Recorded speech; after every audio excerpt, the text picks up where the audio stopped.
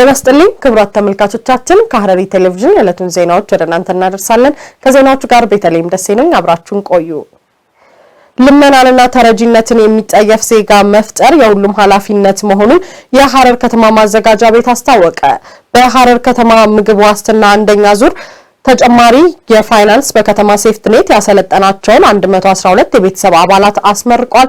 አብስራ አሰግድ የከተማ ልማታዊ ሴፍትኔት ፕሮግራሞች በአገር አቀፍ ደረጃ ከ2009 ጀምሮ ተግባራዊ እየተደረገ ይገኛል። መንግስት ከተረጂነት ወደ ምርታማነት በሚል ዜጎች ከራሳቸው አልፎ ለሀገር እንዲተርፉ ከፍተኛ ትኩረት አድርጎ እየሰራ እንደሚገኝ ይታወቃል። የሐረር ከተማ ማዘጋጃ ቤት በዛሬው ዕለትም ከ2015 ዓ.ም ጀምሮ የተለያዩ የህይወት ክህሎት ስልጠናዎች ሲከታተሉ የቆዩ 112 ቤተሰቦችን አስመርቋል። ስልጠናው የራስን ህይወት በራስ የመምራት እድል ያመቻቸ መሆኑን የገለጹት የከተማው ማዘጋጃ ቤት ኃላፊ አቶ ያያ አብዱራሂም ይህንንም ተግባራዊ በማድረግ ቁጠባን ባህል ማድረግ መቻል አለባችሁ ሲል መልእክት አስተላልፈዋል። በሐረሪ ክልል በፕሮጀክቱ 1503 የቀጥታ ድጋፍ ተጠቃሚዎችና በ741 ቤተሰብ የታቀፈ 2192 የአካባቢ ልማት ተጠቃሚዎች በተክላላ 3965 ተጠቃሚዎችን ድጋፍ እየሰጠ መሆኑን የገለጹት ደግሞ የሐረር ከተማ ማዘጋጃ ቤት ምክትል ኃላፊ አቶ ፈራ ናቸው። መንግስት የኑሮ ደረጃ እንዲሻሻል ልዩ ትኩረት በመስጠት እየሰራ እንደሆነ የዚህ ፕሮግራም ማሳያ መሆኑንም ገልጸዋል። የቁጠባን ጠቀሜታ ተምረው ከሚያገኙት ገቢ ቁጠባን በመቆጠብ እንዲለማመዱና የተሰጣቸውን ክህሎት ወደ ተግባር መቀየር እንዳለባቸውም ተናግረዋል። በዛሬው ዕለት በከተማ ሴፍትኔት ተጠቃሚ ከሆኑት ለ112 ተመራቂዎች ከተረጂነት ወደ ምርታማነት በመግባት ለሌሎች የስራ ዕድል በመፍጠር ለሀገር የኢኮኖሚ እድገት የበኩላቸውን እንዲወጡ ጥሪ ማስተላልፈዋል። ተመራቂዎች በበኩላቸው በሴፍትኔት በተደረገላቸው ድጋፍና ስልጠና ቀድሞ የነበራቸውን ያኗኗር ሁኔታ ሙሉ በሙሉ በመቀየር ከራሳቸው አልፎ ለሌሎች የስራ ዕድል መፍጠር መቻላቸውንም ተናግረዋል። ከስራቸው የሚያገኙትን ገቢ ቤተሰብ ከማስተዳደር አልፎ መቆጠብ መቻላቸውንም ይናገራሉ። የተሰጣቸው ስልጠና ገቢያቸውን ከመቀየርና አኗኗራቸውን ከመቀየር ባለፈ በራስ መተማመናቸው እንዲጨምር ያገዛቸው መሆኑንም ተናግረዋል። በመጨረሻም ለተመራቂዎች እውቅና ተሰጥቷቸዋል። ብሔራዊ የዲጂታል መታወቂያ ለግለሰብም ሆነ ለሀገር ደህንነት የጎላ ፋይዳ እንዳለው የሐረሪ ክልል ወሳኝ ኩነት ምዝገባ ኤጀንሲ ኃላፊ አቶ ሳዳም መሐመድ ገለጹ። እስካሁን ባለው ሂደት በክልሉ ከ269 ሺህ በላይ ዜጎች የፋይዳ መታወቂያ ተመዝግበው መውሰዳቸውን ገልጸዋል። ፍቃዱ በላይ ተጨማሪውን ያቀርበዋል። በሐረሪ ክልል ብሔራዊ ፋይዳ ዲጂታል መታወቂያን 100% ተደራሽ ለማድረግ ርብርብ እየተደረገ እንደሚገኝ የክልሉ ወሳኝ ኩነት ምዝገባ ኤጀንሲ ኃላፊና የክልሉ የፋይዳ ዲጂታል መታወቂያ አስተባባሪ አቶ ሳዳም መሐመድ ገልጸዋል። እስካሁን ባለው ሂደት በክልሉ ከ269 ሺህ በላይ ዜጎች የፋይዳ መታወቂያ ተመዝግበው መውሰዳቸውንም ገልጸዋል። ፋይዳ ዲጂታል መታወቂያ ተግባራዊ መደረጉ ከዚህ በፊት ከመታወቂያ ካርድ ጋር ተያይዞ ይከናወኑ የነበሩ የማጭበርበር ችግሮችን ለመከላከል ያሻለ እንደሚገኝም አክለዋል። በተለይ ፋይዳ ከሲስተም ጋር የተሳሰረ በመሆኑ አንድ ሰው በአንድ ማንነት በአንድ መታወቂያ ብቻ እንዲገለገሉ ማድረግ ቀድሞ የነበሩ ብልሹ አሰራሮችን ሙሉ በሙሉ እያስቀረ እንደሚገኝም ተናግረዋል። የብሔራዊ ዲጂታል መታወቂያ ፕሮግራም እንደ ሀገር ለተጀመሩ የዲጂታላይዜሽን የዲጂታል ትራንስፎርሜሽን እና ዲጂታል ኢኮኖሚ ስርዓት ግንባታ ፋይዳው የጎላ መሆኑን አስረድተዋል። በተለይ በአገልግሎት ሰጪና ተቀባዩ መካከል መተማመን እንዲፈጠር ማስቻል ለግለሰብም ሆነ ለሀገር ደህንነት የጎላ ፋይዳ አለው ብለዋል። በሌላ በኩል ከከተማ ከክልል ከአንድ ተቋም ሌላ ተቋም በማይቀያየር እና ወጥ በሆነ የግለሰብ ማረጋገጫ ስርዓት ዜጎች የተሻለና የታመነ አገልግሎት እንዲያገኙም ይረዳል። ዜጎች አገልግሎት ለማግኘት የሚደርስባቸውን እንግልት በመቀነስ ባሉበት ቦታ ሆነው ፈለጉት የመንግስት ተቋም፣ ወረዳና ሌሎች አገልግሎት ሰጪ ተቋማት ሞባይላቸውን ብቻ በመጠቀም አገልግሎቶችን ፍጹም አስተማማኝ በሆነ መልኩ እንዲያገኙ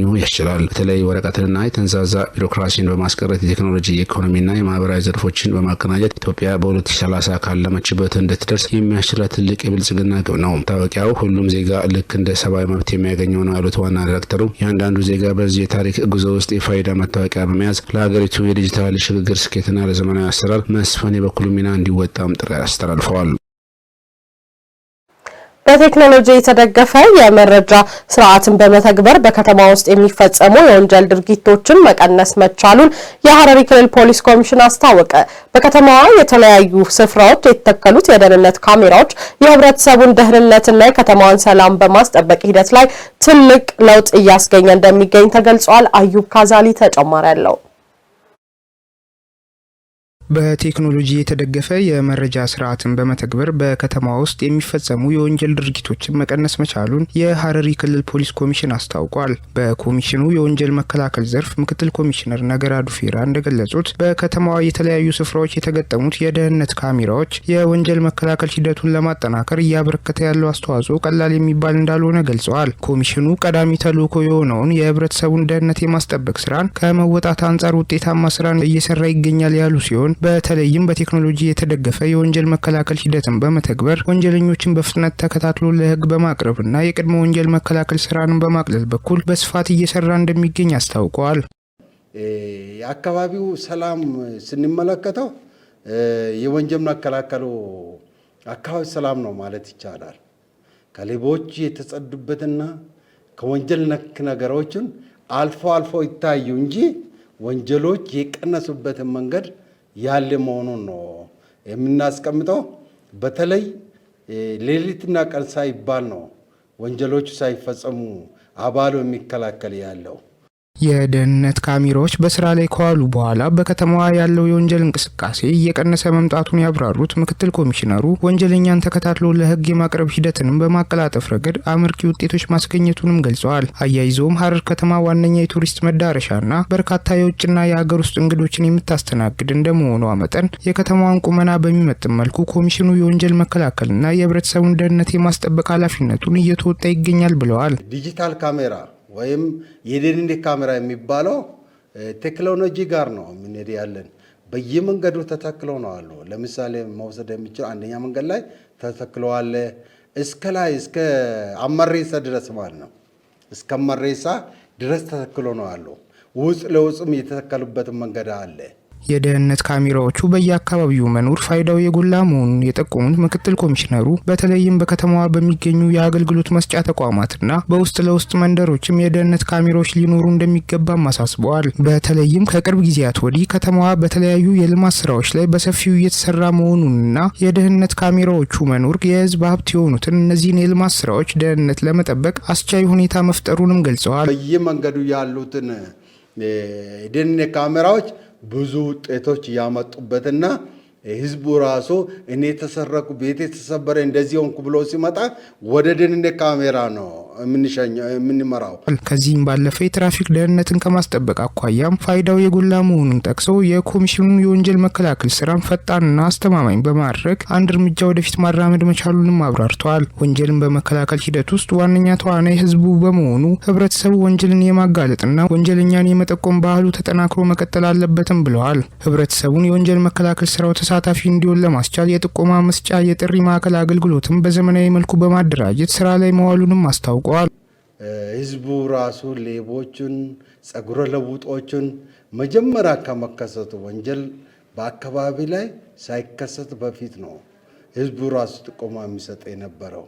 በህዝቡ አማካኝነት ኮሚኒቲ ፖሊሲንግ ወደ ታች ወርዶ ነው በየቀበሌው ወንጀሎች ከመፈጸማቸው በፊት የት ቦታ ነው ወንጀል ሊፈጸም ይችላል፣ ሌቦች በየት በኩል ነው የሚገቡ፣ እንዴት አድርጎ ነው ደግሞ እነዚህ ሌቦች ልንከታተላቸው የምንችለው የሚለው ወረዳዎች የራሳቸው የሆነ እቅድ በማውጣት የተሰሩበት መንገድ ነው ያለ። ኮሚሽኑ በተደራጀና በዘመነ ቴክኖሎጂ በከተማ ውስጥ እየተደረጉ ያሉ እንቅስቃሴዎችን እየተከታተለ እንደሚገኝ ጠቅሰው የሰላም ተምሳሌት የሆነችዋን የሐረር ከተማን ሰላማን በማስጠበቅ ሂደት ውስጥ ህብረተሰቡ ከፖሊስና ከጸጥታ ኃይሎች ጋር ያለውን አጋርነት አጠናክሮ ሊቀጥል እንደሚገባም መልእክታቸውን አስተላልፈዋል። ለኢየሱስ ክርስቶስ የልደት በዓል ገና የምርት አቅርቦት እጥረት እንዳያጋጥም ከሚመለከታቸው አካላት ጋር በመተባበር እየሰራ መሆኑን የሐረሪ ክልል ንግድ ልማት ኤጀንሲ አስታወቀ። በተለይም ህገወጥ የገበያ እንቅስቃሴዎችን፣ የምርት መደበቅ፣ የዋጋ ጭማሪዎችና ጊዜያቸው ያለፈባቸው ምርቶችን የመቆጣጠር ስራ በትኩረት እንደሚሰራ ተገልጿል። ዘገባው የትዕግስት በለጠ ነው። ተጨማሪውን ናርዶስ ዳምጤ ታቀርበዋለች። በህዝበ ክርስቲያኑ ዘንድ የፊታችን ሮብ የሚከበረው የኢየሱስ ክርስቶስ ልደት ገና በዓል የምርት አቅርቦት እጥረት እንዳያጋጥም ከሚመለከታቸው አካላት ጋር በመተባበር እየሰራ መሆኑን የሐረሪ ክልል ንግድ ልማት ኤጀንሲ አስታውቋል። በኤጀንሲው የህብረት ስራ ማደራጃና ማስፋፊያ ጉዳዮች ዳይሬክተር አቶ መሐመድ ዩሱፍ በክልሉ በቂና የማህበረሰቡን ፍላጎቶች ያማከለ አቅርቦት እንዲኖር ከባለድርሻ አካላት ጋር በቅንጅት እየሰሩ መሆኑን ተናግረዋል። ከበዓል ገበያ ጋር በተያያዘ እንደ ሽንኩርት፣ ቲማንቲም፣ ዶሮና እንቁላል የመሳሰሉ ምርቶች በቅዳሜና እሁድ ገበያዎች በስፋት እየተሰራጩ መሆኑንም ተናግረዋል። በማህበራትና በህጋዊ መንገዶች የኢንዱስትሪ ምርቶችን የምግብ ዘይትና ስኳርን በተመጣጣኝ ዋጋ ለማህበረሰቡ ለማቅረብ ጥረት እንደሚደረግም ተናግረዋል። የገና በዓል ያው እንደ ክልላችን እንደ ሐረሪ ክልል ምርት አቅርቦት ላይ እጥረት እንዳይኖር ከተለያዩ ባለድርሻ አካላቶች ጋር እየሰራን እንገኛለን። ይህም ስል ከሸማቾች ህብረት ስራ ማህበራት በመሰረታዊ ፍጆታ ላይ እጥረት እንዳይኖር በጅምላ ከፋፋዮችና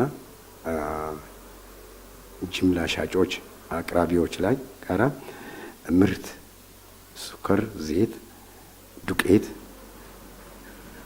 ምንም እንኳን አሁን በድጎማው የሚሰጠን እስካሁን ባይገባም በገበያ ላይ በተመጣጣኝ ዋጋ ህብረተሰቡን በአማርጦ የመግዛት እድሎች እንዲኖረው የትም ቦታ ምርቱ እንዲገባ እና በዚህ አጋጣሚ ዋጋ ይህንን መሰረት በማድረግ ዋጋን መሰረት ያደረገ ተመጣጣኝ ዋጋ በሆነ ዋጋ እንዲያቀርቡ ስምምነት ላይ ደርሰናል። አቶ መሐመድ አክለውም እንደገለጹት ከአቅርቦት ጋር ተያይዞ የተለያዩ የንግድ ወንጀሎችን ለመከላከል ክትትልና ቁጥጥር እንደሚደረግም ተናግረዋል። በተለይም ህገወጥ የገበያ እንቅስቃሴዎችን፣ የምርት መደበቅ፣ የዋጋ ጭማሪዎችና ጊዜያቸው ያለፈባቸው ምርቶችን የመቆጣጠር ስራ በትኩረት እንደሚሰራም ተናግረዋል። አንዳንድ ጊዜ አንዳንዱ ምን ያደርጋል? አመት በዓል ጊዜ ጠብቆ በአመት በዓል ጊዜ ምርቶችን ደብቆ ግንዛቤ የሌለው ህብረተሰብ ያው በአንድ ጊዜ መበልጸግ የሚፈልግም ከመቶ ይኖራል። ስለዚህ እንደዛ አይነት ነጋዴ ስግብግብ ነጋዴ ላይ የማይዳግም እርምጃ እየወሰድን ነው፣ እንወስዳለን ማለት ቀጥለን እንወስዳለን። እንግዲህ ህብረተሰቡም ጥቆማ ያደርግልን እያልኩኝ በእንደዚህ አይነት ላይ ድርድር እናደርግም እንቀጣለን። ህብረተሰቡ ህገወጥ ንግድና ተገቢ ያልሆነ የዋጋ ጭማሪዎችን ሲመለከቱ ለሚመለከታቸው አካላት ጥቆማ እንዲያደርጉ አቶ መሐመድ መልእክት አስተላልፈዋል። አዋሽ ባንክ ምስራቅ ሪጅን የገና በዓልን ምክንያት በማድረግ ለአቅመ ደካማ ማህበረሰብ ክፍሎች ድጋፍ አደረገ። ባንኩ በሀገር አቀፍ ደረጃ ከ50 ሚሊዮን ብር በላይ የሚሆን የምግብ ቁሳቁስና ገንዘብ ድጋፍ ማድረጉን አስታውቋል። ዘገባው አብዲ ኡስማን ነው። ናርዶስ ዳምጤ ተጨማሪውን ታቀርበዋለች። የአዋሽ ባንክ የምስራቅ ሪጅን የገና በዓልን ምክንያት በማድረግ ለአቅመ ደካማ ማህበረሰብ ክፍሎች በሀገር አቀፍ ደረጃ ከ50 ሚሊዮን ብር በላይ የሚሆን የምግብ ቁሳቁስና የገንዘብ ድጋፍ ማድረጉን አስታውቋል። በድጋፍ ስነ ስርዓቱ ላይ መልእክት ያስተላለፉት የሐረር መካነ ስላሴ ቤተክርስቲያን አስተዳዳሪ መላከ ሰላም ጥበቡ መላኩ አዋሽ ባንክ በየዓመቱ ለአቅመ ደካማ ማህበረሰብ የሚያደርገው ድጋፍ በበዓል ቀናት ሳይቸገሩ በደስታ እንዲያሳልፉ ከማድረግ አንጻር ከፍተኛ ድርሻ ያለው መሆኑን ገልጸዋል። ይህ ልገሳ ህብረተሰቡ ከሌሎች ማህበረሰቦች ጋር በመሆን በዓሉን ሳይቸገሩ እንዲያሳልፉ ይረዳል ብለዋል። እንግዲህ በየዓመቱ አዋሽ ባንክ ይህንን ለሀገር መቆሙን የሚያሳይበት ለህዝብ ወገኝተኛ መሆኑን የሚያሳይበት እንግዲህ በየዓመቱ በሁሉም ቦታ ተገኝቶ አዋሽ ባንክ ከየአብያተ ክርስቲያናቱ የተመረጡትን ሰዎች አሰባስቦ በዚህ መልኩ እንግዲህ ይረዳል ማለት ነው። ይሄ እንግዲህ ማንኛውም ዜጋ ሊያደርገው የሚገባ ማንኛውም ተቋም ሊያደርገው የሚገባ ነው። እንግዲህ ከሁሉም ተቋም እንግዲህ አንዱ አዋሽ ባንክ በየዓመቱ ይሄንን መልካም ተግባር ካገኘው ላይ ለወገኖቼ ማካፈል አለብኝ፣ ለወገኖቼ መድረስ አለብኝ፣ የደስታቸው ተካፋይ መሆን አለብኝ ብሎ ይሄ እንግዲህ በአሁኑ ሰዓት ብዙ ወጪ አውጥተው ነው ይሄንን ነገር የሚያደርጉትና በቤተ ክርስቲያኒቷ ስም እንግዲህ አዋሽ ባንክን በእናንተም በተረጂዎቹ ስም እናመሰግናለን።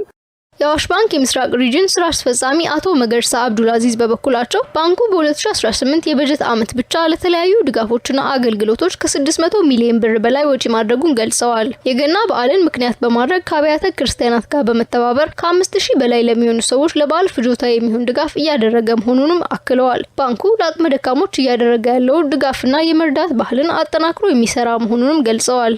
የ2018 የገና በዓልን ምክንያት በማድረግ አዲስ አበባን ጨምሮ በመላው በኢትዮጵያ በተለያዩ ድጋፍ መስጫ ጣቢያዎች ድጋፍ መርሃ ግብር በማካሄድ ላይ ይገኛል። በዚሁ የድጋፍ መርሃ ግብር ጠቅላላ ግምቱ በነፍስ ወከፍ ከብር 9000 በላይ የሆነ የ5 ሊትር ዘይት 25 ኪሎ ዱቄትና የ3000 ብር ጥሬ ገንዘብ ለአቅመ ደካሞች ድጋፍ እያደረገ ይገኛል።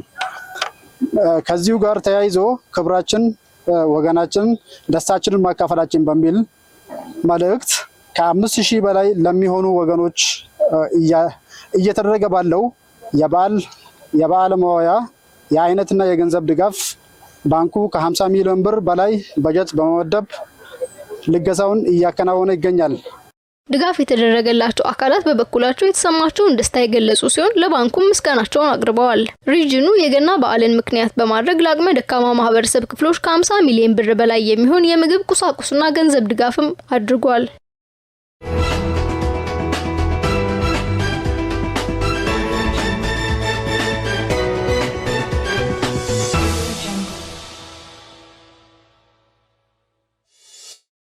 የተከታተላችሁ ያላችሁት ከሐረሪ ቴሌቪዥን በቀጥታ ወደ እናንተ እየደረሰ ያለውን ዕለታዊ የአማርኛ ቋንቋ የዜና ወጃችን ነው። ዜናዎቻችን ወደ እናንተ መድረሳቸውን እንደቀጠሉ ናቸው። ወደ አገር አቀፍ ዘገባዎቻችን አለፍን።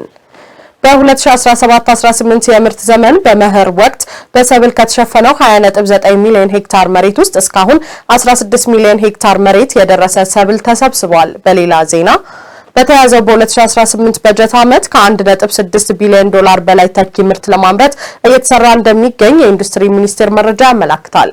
አለንሽ መልሲንግና መሰል ሀገር አቀፍ ዘገባዎችን በተከታይነት ታቀርብልናለች።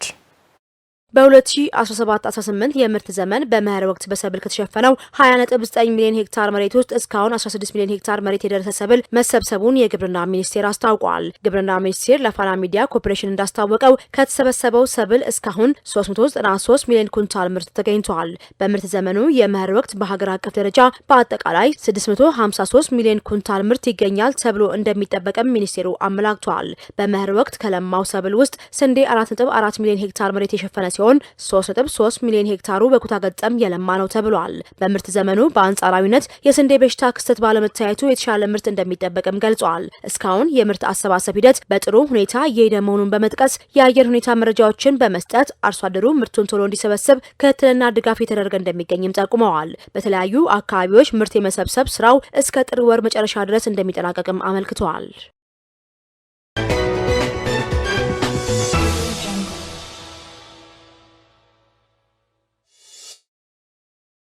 በተያዘው የ2018 በጀት ዓመት ከ5.6 ቢሊዮን ዶላር በላይ ተኪ ምርት ለማምረት እየተሰራ እንደሚገኝ የኢንዱስትሪ ሚኒስቴር መረጃ አመላክቷል። በ2017 በጀት ዓመት በተኪ ምርት 4.3 ቢሊዮን የውጭ ምንዛሬ የተገኘ ሲሆን ዘንድሮ ደግሞ 5.9 ቢሊዮን ዶላር ለማግኘት ታቅዶ እየተሰራ ነው። በኢትዮጵያ ታምርት ንቅናቄ በዘርፉ የሚስተዋሉ ችግሮችን በመፍታት ምርታማነትን ማሳደግና አዳዲስ ባለሀብቶችን መሳብ መቻሉን የኢንዱስትሪ ሚኒስትር መላኩ አለበል ገልጸዋል። አቶ መላኩ ወደ ስራ እየገቡ ያሉ አምራች ኢንዱስትሪዎች በአይነትም ሆነ በመጠን የተለዩ ስትራቴጂክ ምርቶችን ያመርታሉ።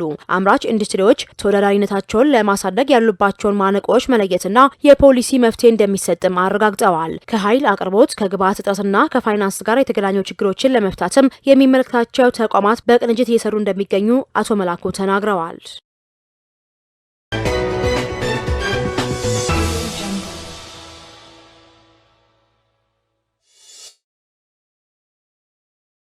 መንግስት ለዘላቂ ሰላም ግንባታና ችግሮችን በምክክር የመፍታት ባህል እንዲዳብር በትኩረት እየሰራ መሆኑን የሰላም ሚኒስትር መሐመድ እድሪስ ገልጸዋል።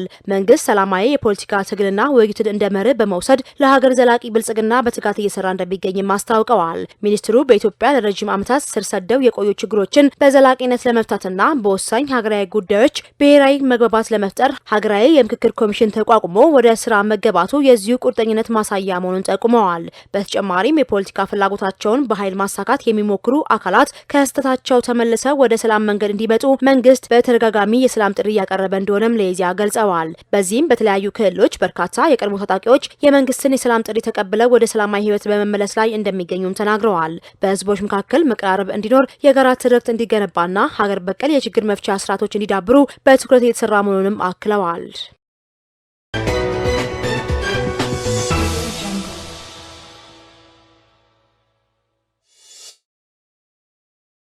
ምክክር ለሀገሪቱ ችግሮች ዋነኛ መፍትሄ መሆኑን የኢትዮጵያ ሰራተኞች ማህበራት ኮንፌዴሬሽን በጽኑ እንደሚያምን የኮንፌዴሬሽኑ ምክትል ፕሬዝዳንት ገልጸዋል። የኢሰማኮ ምክትል ፕሬዝዳንት ድሪብሳ ለገሰ ለጋዜጣ ፕላስ እንደገለጹት በሀገሪቱ በተለያዩ ጊዜያት በሚፈጠሩ ግጭቶች ምክንያት ሰራተኞች ከስራ ቦታቸው ሲፈናቀሉ፣ ተቋማት ሲፈርሱና የስራ ዋስትናቸው አደጋ ላይ ሲወድቅ ይስተዋላል።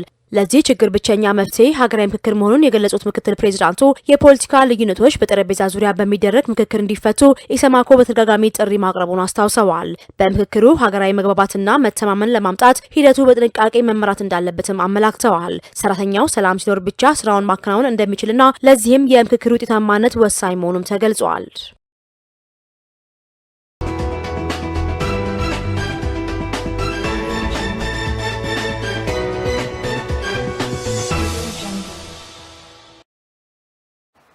የውጭ ዜና የአሜሪካው ፕሬዝዳንት ዶናልድ ትራምፕ የቬንዙዌላን ምክትል ፕሬዝዳንት ትክክለኛውን ነገር ካላደረገች ከማዱሮ የበለጠ ዋጋ ልትከፍል ትችላለች ሲሉ ማስጠንቀቂያ ሰጡ። አሜሪካ በቬንዙዌላ ላይ ከፍተኛ ጥቃት በመሰንዘር የሀገሪቱን ፕሬዝዳንት ኒኮላስ ማዱሮን እናም ባለቤታቸውን ሲሊያ ፍሎረንስን በቁጥጥር ስር አውለው ከሀገር ካስወጣች በኋላ ሀገሪቱ መንታ መንገድ ላይ መቆሟን ተንታኞች ይናገራሉ። ሮይተርስ፣ አናዶሉና አልጀዚራን የመረጃ ምንጭ አድርጎ ምስጋናው ኃይሉ ተከታዩን ዘገባ አዘጋጅቷል። ትራምፕ ቀለል አድርገው የሚናገሩትን ነገር በተግባር ማሳየት ከጀመሩ ውሎ አድረዋል። ፕሬዝደንቱ ከስደተኞች እስከ አሜሪካ የድጋፍ አሰጣጥ፣ ከዲፕሎማሲ እስከ ንግድ ጦርነት፣ ከድንበር ዘለል ጥቃት እስከ ፕሬዝደንት እገታ ያደረጉት ጉዳይ የመጪውን ዓለም አቅጣጫ መወሰን የሚችሉ ሀገር መሪ መሆናቸውን ያሳየ ነው እየተባለ ይገኛል። ሁሉም ህጎች ከአሜሪካ በታች ናቸው የሚለው በተግባር የተደገፈ ማረጋገጫ ደግሞ አንዱ የሰሞንኛው የቬንዙዌላ ጉዳይ ነው። ትራምፕ እንደተናገሩት ማዱሮ ከታሰሩ በኋላ ዩናይትድ ስቴትስ ቬንዙዌላን የማስተዳደር ፍላጎት እንዳላትና የአሜሪካ ነጋዴዎች የነዳጅ መሰረተ ልማቶችን ለመጠገን በቢሊዮን የሚቆጠሩ ዶላር ኢንቨስት ለማድረግ ዝግጁ መሆናቸውን ገልጸዋል። ፕሬዝደንቱ በዚሁ ንግግራቸው ሌሎች የሚጠንቀቁ ማለታቸውን ደግሞ ብዙ እያስባለ ነው። ቀጣዮቹ ሀገራት ምናልባትም ኢራንና ግሪንላንድ ሊሆኑ ይችላሉ እየተባለም ይገኛል።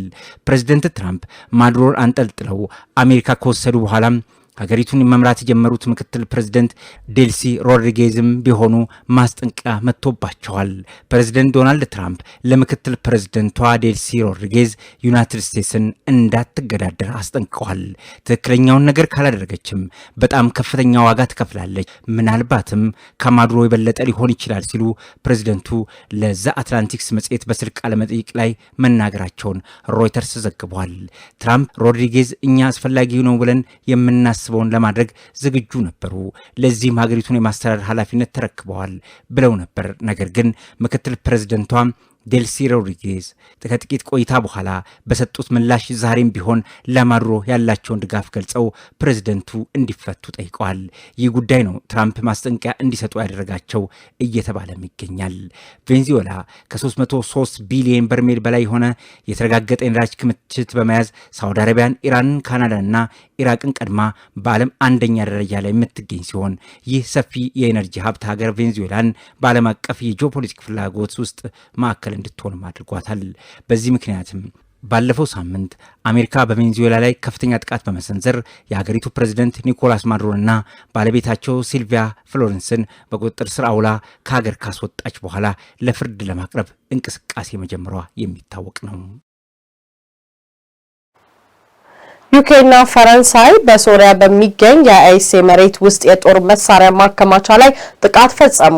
ጥቃቱ የተፈጸመው በመካከለኛው ሶሪያ በምትገኘው ጥንታዊቷ ፓልሚራ ከተማ በስተሰሜን በሚገኙ ተራሮች ላይ እንደሆነ መግለጫው ጠቅሷል። ዘገባው የቢቢሲ ነው። ባህር ጠንክር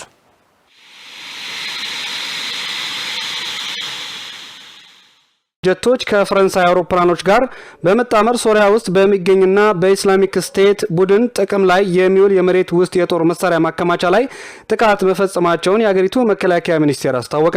መከላከያ ሚኒስቴሮቹ ባወጡት መግለጫ ጥንቃቄ በተሞላበት ሁኔታ የተካሄደ የስለላ ትንተና ባለስልጣናት ስፍራው የጦር መሳሪያዎችና ፈንጂዎች ለማከማቸት ይውላል የሚል ድምዳሜ ላይ እንዲደርሱ እንዳደረጋቸው ገልጸዋል።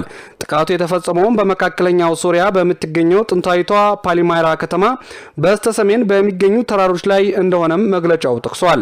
መከላከያ ሚኒስትሮቹም አውሮፕላኖቻቸውን ወደ ስፍራው የሚወስዱ በርካታ የመግቢያ ዋሻዎች ለመምታት በፒቭዌይ አይቪ የሚመራ ቦምቦችን ተጠቅመዋል።